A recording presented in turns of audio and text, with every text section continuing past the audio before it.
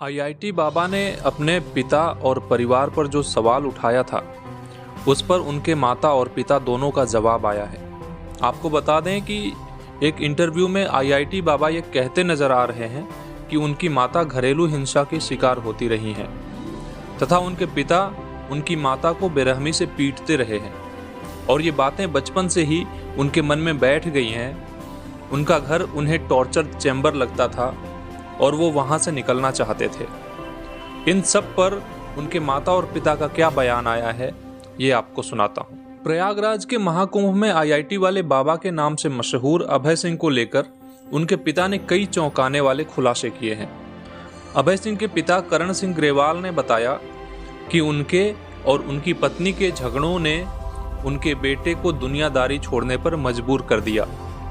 Jhajjar bar association के पूर्व अध्यक्ष ग्रेवाल ने अपने बेटे को सीधा और सच्चा बताते हुए कहा कि आध्यात्म को अपनाने और सांसारिक जीवन को त्यागने का उसका कारण वास्तविक है।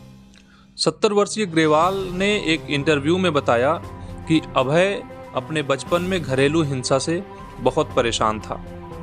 उसने ऐसे घरों और हालातों में बच्चों के सामने आने वाली चुनौतियों पर कानूनों की जरूरत का एक पेपर भी लिखा था।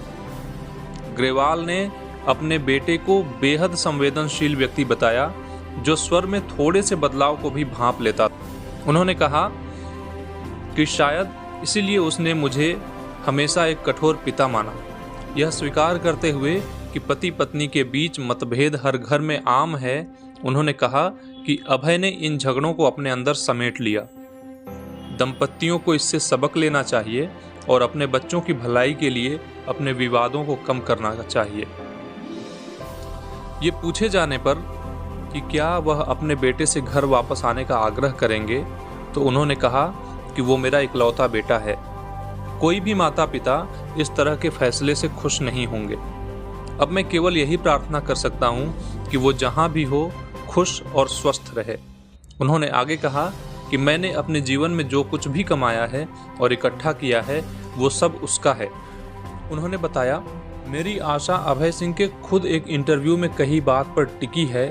उसने कहा था कि अगर उसे ये रास्ता सही नहीं लगेगा तो वह इसे भी छोड़ देगा।